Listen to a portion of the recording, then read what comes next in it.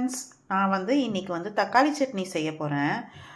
ரொம்ப டேஸ்டியாக இருக்குங்க. இது தோசையோட இட்லியோட சாப்பிடையில நல்லாயிருக்கும். எப்படி செய்யலான்னு பார்க்கலாம்.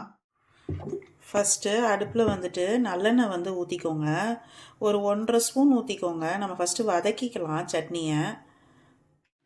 நான் வெங்காயம் ஒரு 2 வெங்காயம் சின்ன பெரிய வெங்காயம் கட் பண்ணி வச்சுருக்கேன். அதை ஃபஸ்ட்டு போட்டுக்கோங்க. போட்டுட்டு நீங்கள் வதக்கி விட்டுக்கோங்க.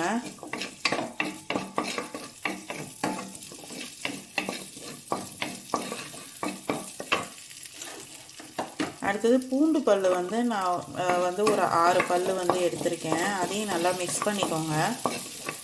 அதையும் வதக்கிக்கோங்க.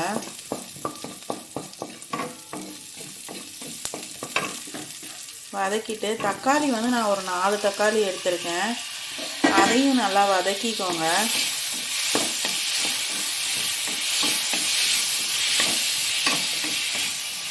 ரொம்ப நல்லா இருக்குங்க இந்த சட்னி.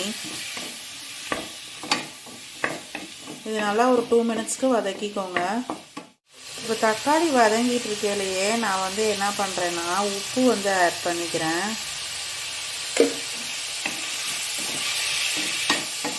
நீங்கள் உங்களுக்கு வேணும்னா நீங்கள் வரமிளகாவையும் வச்சு நீங்கள் வதக்கிக்கலாம். நான் ஆனால் மிளகாத்தூளாக வெறும் மிளகாத்தூள் நான் வச்சுருக்கேன். அதை நான் ஆட் பண்ணிக்க போகிறேன் சட்னி செய்யலை. உங்களுக்கு நீங்கள் வரமிளகா இருந்துச்சுனாக்கா ஒரு 4 இல்லை 5 வரமிளகா போட்டு வதக்கிட்டு நீங்கள் அரைச்சிக்கலாம். இப்போ நான் ஒரு 2 மினிட்ஸ் வதக்கிட்டேன். இந்தளவுக்கு வதக்குனா போதும். இப்போ இது அந்த வெங்காயம் தக்காளி பூண்டை ஆற வச்சுக்கோங்க. ஆற வச்சுட்டு நான் மிக்சியில் அரைச்சிட்டு நான் உங்ககிட்ட காட்டுறேன். இப்போ வெங்காயம் தக்காளி பூண்டு நல்லா ஆறிடுச்சு. நான் 1 ஸ்பூன் மிளகாத்தூள் போட்டுக்கிறேன். மிளகாத்தூள் போட்டுட்டு இதை அரைச்சிருங்க. ஃபைன் பேஸ்ட்டாக அரைச்சிருங்க. இப்போ நீங்கள் அடுப்பில் ஒரு பேனில் நீங்கள் எண்ணெய் ஊற்றிக்கோங்க. நான் ஒரு 1 ஸ்பூன் அளவுக்கு எண்ணெய் ஊற்றிருக்கேன்.